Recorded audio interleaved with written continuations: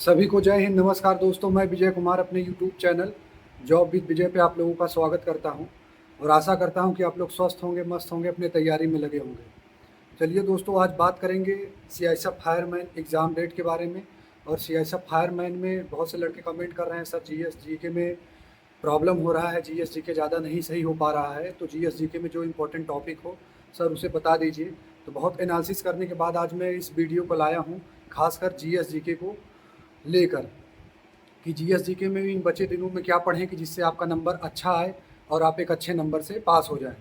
तो चलिए दोस्तों, अगर आप हमारे चैनल पर नए हो तो चैनल को सब्सक्राइब कर लीजिए। आपको इस पे हर एक गवर्नमेंट एग्ज़ाम से संबंधित सभी जानकारी मिलेगी, चाहे वो फिजिकल हो, मेडिकल हो या किसी भी रिलेटेड हो, चाहे वो रिटेन एग्ज़ाम हो। क्योंकि मैं बहुत से एग्ज़ाम को क्वालिफाई किया हूँ, हमारे पास बहुत से अनुभव हैं कैसे एग्ज़ाम में क्या करना चाहिए, कैसे फिजिकल होता है, मेडिकल में क्या करना चाहिए। तो इसलिए अगर आप हमारे चैनल पर नए हो तो चैनल को सब्सक्राइब कर लीजिए। चलिए, मैं ज़्यादा टाइम नहीं लेना चाहूँगा आप लोगों का, तो मैं बात करूँगा जीएस जीके पे कि जीएस जीके में क्या पढ़ें इन दिनों में। क्योंकि सीआईएसएफ फायरमैन के एग्ज़ाम में थोड़ा सा टाइम लग रहा है, तो बच्चे सोच रहे हैं कि अगर एग्ज़ाम में टाइम मिल रहा है तो उसका कहीं ना कहीं फ़ायदा उठाया जाए। अगर जिनका नंबर जिस सब्जेक्ट में कम है उस सब्जेक्ट पे अपने ज़्यादा जोर दें, ताकि उनका एक अच्छा नंबर आ सके। क्योंकि कट ऑफ इसका कम नहीं रहने वाला है। जो भी हो, कट ऑफ का टेंशन बाद में लेते हैं, पहले अगर आपका एग्ज़ाम है तो एग्ज़ाम पे फोकस करिए। जो चीज़ें आपका जो पार्ट वीक है उस पर फोकस करिए, उसको पढ़ने की कोशिश करिए। तो चलिए, अगर आप लोग कॉपी पेन लेके बैठे हों तो इस टॉपिक को आप नोट कर लीजिए अपने कॉपी में, और एक एक टॉपिक को आप नोटिस करिए और एक एक टॉपिक को ख़त्म करने की कोशिश करिए। सबको बारी बारी से पढ़ने की कोशिश करिए। तो चलिए दोस्तों, मैं बता रहा हूँ, आप लोग ध्यान से सुनिएगा। जीएसजी के मोस्ट इंपॉर्टेंट टॉपिक बता रहा हूँ जो हर एक एग्ज़ाम में इंपॉर्टेंट रहता है, लेकिन सीआईएसएफ फायरमैन के लिए इसलिए बता रहा हूँ क्योंकि उनका एग्ज़ाम है। और बीएसएफ, एचसीएम एंड एएसआई सबके लिए भी ये टॉपिक बहुत ज़रूरी हो सकता है। इसलिए इस टॉपिक को जो भी कम्पिटेटिव एग्ज़ाम की तैयारी करते हैं वो सभी के लिए इम्पॉर्टेंट है। तो इस टॉपिक को आप नोट कर सकते हैं, या तो सुन सकते हैं, आप पढ़ सकते हैं। जीएसजी के स्टैटिक जी के मैं बात कर रहा हूँ कि भारत में सर्वाधिक बड़ा, लंबा, ऊंचा, भारत में प्रथम। स्टैटिक जीके में ये पढ़ना बहुत ज़रूरी होता है। राष्ट्रीय, अंतर्राष्ट्रीय संगठन जैसे आपका डब्ल्यूटीओ हो गया, ब्रिक्स हो गया, या तो फिर आपका विश्व स्वास्थ्य संगठन हो गया, विश्व मौसम विज्ञान हो गया, मौसम हो गया, और आपका राष्ट्रीय संगठन में जैसे इसरो हो गया, आपका और भी राष्ट्रीय संगठन है, उनके बारे में आप लोग तो राष्ट्रीय एवं अंतर्राष्ट्रीय संगठन टॉपिक नोट कर लीजिए। तीसरा है आपका खेल व उनसे संबंधित खिलाड़ी, ट्रॉफी कप, कौन सा खेल से कौन से खिलाड़ी संबंधित है, कौन सा कप किस खेल से संबंधित है। बहुत से ऐसे हैं स्टैटिक जीके में प्रश्न जो बार बार पूछते हैं और आप लोग गलत करके आते हैं, तो इनको एक दो बार पढ़ के लिख लेंगे तो आपका गलती नहीं होगा, बहुत इंपॉर्टेंट है। और चौथा बात करेंगे टॉपिक पुरस्कार। भारत पुरस्कार में जैसे आप भारत रत्न हो गया, पद्म विभूषण हो गया, पद्म विभूषण हो गया, ये लोग ये यहाँ से क्वेश्चन बनना अनिवार्य रहता है। नोबेल पुरस्कार हो गया, तो यहाँ से आप लोग अगर जो भी अवार्ड, पुरस्कार जो मोस्ट इम्पॉर्टेंट है, अगर आप उनको पढ़ के जाएंगे एग्जाम में तो आपको एक दो नंबर का प्रश्न देखने को जरूर मिलेगा। और मैं नेक्स्ट टॉपिक की बात करूंगा उत्सव, त्यौहार व मेले। कौन सा उत्सव किस राज्य से संबंधित है, कौन सा मेला किस राज्य में लगता है, और कौन सा त्यौहार किस राज्य में मनाया जाता है, कब मनाया जाता है। तो यहाँ से क्वेश्चन आने का बहुत संभावना रहता है दोस्तों, तो ये टॉपिक भी आप लोगों के लिए बहुत ज़रूरी है। अगले टॉपिक की बात करें तो भारतीय शास्त्रीय नृत्य और कलाकार, मोस्ट आईएमपी पॉइंट है। क्योंकि भारतीय शास्त्रीय नृत्य और कलाकार कौन से शास्त्रीय नृत्य को करते हैं, कौन सा शास्त्रीय नृत्य किस स्टेट से संबंधित है, तो यहाँ से बहुत सा डाउट बना रहता है, बहुत सा क्वेश्चन यहाँ से पूछे जाते हैं, हर एक एग्ज़ाम में इंपॉर्टेंट है। तो ये टॉपिक आप लोग ज़रूर पढ़िएगा। भारतीय शास्त्रीय नृत्य व कलाकार हो गया, आपका लोक नृत्य हो गया, फोक डांस हो जिसको बोलते हैं, लोक नृत्य हो गया, लोक गीत हो गया, यहाँ से भी आपका क्वेश्चन बहुत बनता है। तो अगर आप लोग इन टॉपिक को पढ़ के जाएंगे तो आपको ज़रूर फ़ायदा मिलेगा जीएस जीके में, और आपका ज़रूर प्रश्न एक दो नंबर का सही होगा 100%। और नेक्स्ट टॉपिक की मैं बात करूं दोस्तों तो जैसे हो गया आप लोगों का इम्पॉर्टेंट टॉपिक है जनगणना। जनगणना से हमेशा क्वेश्चन बनता है, हर एक एग्ज़ाम में बनता है, लेकिन आप लोग गलत करके आते हैं। तो थोड़ा सा इसको अच्छे से पढ़ के जाइए। लास्ट टाइम में यही सब टॉपिक पढ़ेंगे जो आपको नंबर गेन कराएंगे। अभी तक आप लोग जो भी पढ़ें, जो भी किए, उसको छोड़ दीजिए। अब जो बता रहा हूँ जीएस जीके में अगर टाइम मिल रहा है, जिनका और सब सब्जेक्ट तैयार है, वो थोड़ा सा जीएस जीके में ध्यान दे लेंगे तो उनको एक अच्छा नंबर देखने को मिलेगा। पंचवर्षीय योजना हो गया, देश की राजधानी हो गया, मुद्रा हो गया, कौन सी देश की क्या राजधानी है, मुद्रा, वहाँ की करेंसी क्या है, वहाँ पे भाषा क्या बोली जाती है, थोड़ा सा ये सब देख लेंगे तो हो जाएगा। महत्वपूर्ण दिवस हो गया, कौन सा दिवस कब मनाया जाता है, यही स्टैटिक जीके के मेन टॉपिक हैं। यही पढ़ने पे आप लोगों को अच्छे नंबर मिलेंगे। तो इसलिए इनको नोट करिए आप लोग और एक एक दिन टारगेट बना के पढ़िए। एक दिन में 2 टॉपिक 3 टॉपिक, जैसा आपकी पढ़ने की क्षमता हो उस हिसाब से इसको ख़त्म करिए और फिर देखिए आपका नंबर बढ़ता है कि नहीं बढ़ता है। फिर भारतीय मंदिर हो गया, विश्व विरासत स्थल हो गया, रामसर स्थल हो गया, अमूर्त धरोहर हो गया, ये सब इंपॉर्टेंट टॉपिक है। यहाँ से क्वेश्चन बहुत बनते हैं, हर एक एग्ज़ाम में आपको देखने को मिलेंगे कि विश्व विरासत स्थल, रामसर स्थल कितने हैं भारत में, कौन सा कहाँ पे स्थित है, ये भी क्वेश्चन बहुत देखने को मिलता है, एग्ज़ाम में बनता है। तो यहाँ से भी आपका प्रश्न आने का उम्मीद है, तो इसको भी आप लोग नोट कर लीजिए। और नेक्स्ट टॉपिक की बात करें, राष्ट्रीय पार्क हो गया, टाइगर रिजर्व हो गया, बायोस्फीयर रिजर्व हो गया, तो यहाँ से भी टॉपिक आपको क्वेश्चन देखने को हर एक एग्ज़ाम में मिलते हैं। राष्ट्रीय park, tiger reserve most important है, कौन सा टाइगर रिजर्व किस स्टेट में स्थित है, यहाँ से 1-2 प्रश्न आपको देखने को मिलेंगे। और ये सब आप तैयार कर लेंगे कि आपके अंदर एक कॉन्फिडेंस भी डेवलपमेंट होगा कि हमारा हाँ इतना तैयार है, अब मैं एग्ज़ाम में अच्छा कर सकता हूँ दोस्तों। इसलिए मैं बोल रहा हूँ कि अगर आप लोग नहीं पढ़े हुए हैं अभी इन टॉपिकों को, तो एग्ज़ाम से पहले पढ़ के जाइए, आपको हमेशा इससे क्वेश्चन देखने को मिलेंगे। नेक्स्ट टॉपिक बात करें, भारतीय नदियाँ हो गया, उसके किनारे बसे शहर हो गए, यहाँ से भी क्वेश्चन देखने को मिलता है। तो छोटे मोटे टॉपिक हैं, बहुत टाइम नहीं लगेगा आपको। अगर आप पढ़ना चाहेंगे तो आराम से इन टॉपिक को पढ़ के और एक अच्छा नंबर और एक अच्छी जॉब के लिए आप लोग आगे बढ़ सकते हैं। और बात करें नेक्स्ट टॉपिक की, भारतीय अनुसंधान केंद्र हो गया, कौन सा अनुसंधान केंद्र किस राष्ट्र में किस राज्य में स्थित है, यहाँ से भी क्वेश्चन आपको देखने को मिलता है 100% हर एक एग्ज़ाम में। तो 1-2 नंबर यहाँ से देखने को मिलेगा।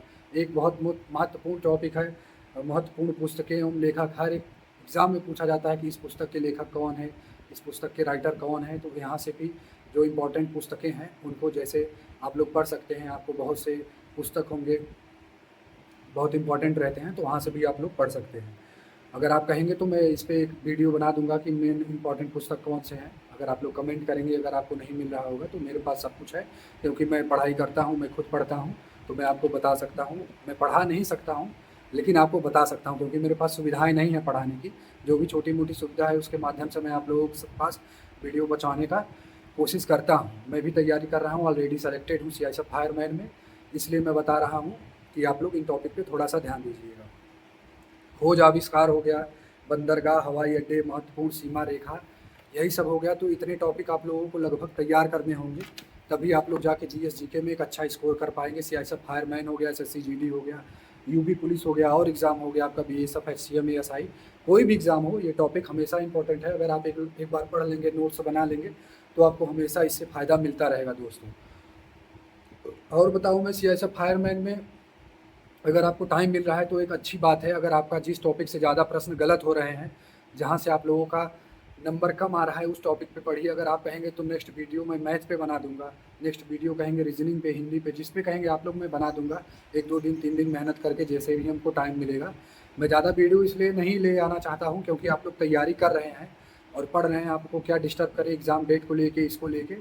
और एग्ज़ाम डेट की बात कर रहे हैं आपको, तो एग्ज़ाम डेट आप लोग जब भी आएगा, आपका एग्ज़ाम होगा 10 दिन पहले एडमिट कार्ड आएगा, तो आप लोग एग्ज़ाम डेट के बारे में ना सोच के अपने पढ़ाई पे ध्यान दीजिए, अपने पढ़ाई पे फोकस करिए, जिससे आप लोगों को सिलेक्शन होगा दोस्तों, जिससे आप लोगों को वर्दी मिलेगी, जिससे आप लोग नौकरी पाएंगे। एग्ज़ाम डेट पता करने से आपको नौकरी नहीं मिलेगा, पढ़ने से नौकरी मिलेगा, मॉक टेस्ट देने से नौकरी मिलेगा।